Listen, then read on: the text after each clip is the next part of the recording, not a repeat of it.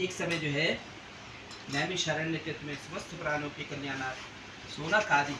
88,000 ऋषिगण प्राण पिता से सूर्य जी से पूछने लगे कि हे प्रभु, इस कलयुग में वेद विद्या रहित मनुष्यों को प्रभु की भक्ति कैसे मिलेगी और कैसे उनका उद्धार होगा। आप कोई ऐसा व्रत तब कहिए जिसके करने से थोड़े समय में ही पुण्य की प्राप्ति हो और समस्त मनोकामनाएं पूर्ण।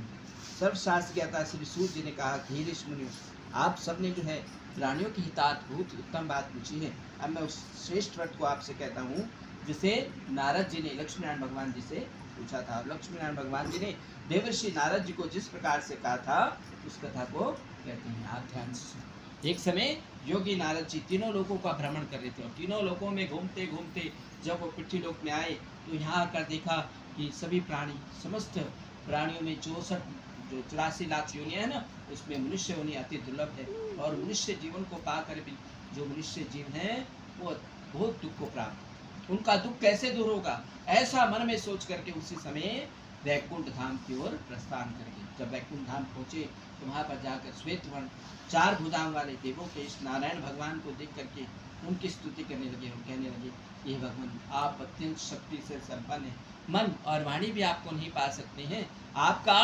आदि मध्य और अंत भी नहीं है, निर्गुण स्वरूप सृष्टि के कारण और भक्तों के दुखों को दूर करने वाले हैं, इसलिए मेरा आपको नमस्कार।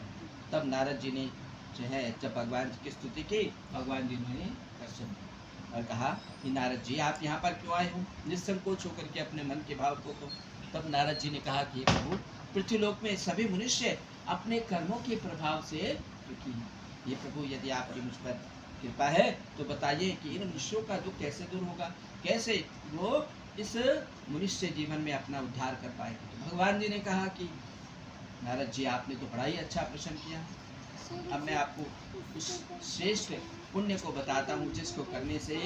मनुष्य जीवन में आयु पर्यंत तक सुख को पाएंगे और अंत में मेरे ही धाम को प्राप्त हो जाएंगे, अर्थात हरि के धाम को प्राप्त हो जाएंगे। तो भगवान जी ने कहा कि नारद जी, श्री सत्यनारायण भगवान जी का व्रत है जिसको करने से मनुष्य जो है आयु पर्यंत तक सुख को पाता है और अंत में हरि के धाम को प्राप्त हो जाता है। तो नारद जी ने कहा कि प्रभु मुझे इसका विधान भी बताइए, कैसे करना चाहिए, किस विधि से करना चाहिए। तो भगवान जी ने कहा कि नारद जी, भगवान जी का व्रत जो है, श्री सत्यनारायण जी का व्रत है, पूर्णिमासी के दिन और संक्रांति के दिन किया जाता है और जिस दिन भी शुभ कार्य हो तब भी भगवान की हरि की कथा, नारायण भगवान की कथा कर सकते। भगवान की पूर्णिमासी के दिन कथा करनी हो तो भगवान का पूजन करें, दूध दही शायद घी के पंचामृत से भगवान का स्नान कराएं,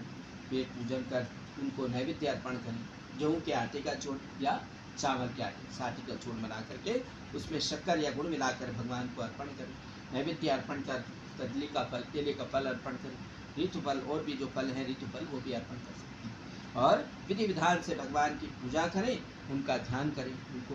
प्रणाम करते हुए उनके द्वादक्षर मंत्रों का जाप करें, कथा का श्रवण करें और ये नहीं कि कथा सुनी तो भगवान जी को भूल गए। तो भगवान जी का ओम नमो भगवते वासुदेवाय मंत्र का सदैव जाप करते हैं और या नारायण मंत्रों का नारायण मंत्रों का जाप करते हैं। तो इस प्रकार भगवान जी ने कहा कि हे नारद, जो इन मंत्रों का ओम नमो भगवते वासुदेवाय इस मंत्र का जाप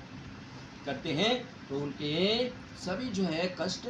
दूर हो जाते हैं और अंत में मोक्ष की प्राप्ति हो जाती है। और कलयुग में तो भगवान का ये व्रत रूप भगवान का अवतार है। बोले श्री सत्यनारायण भगवान की जय।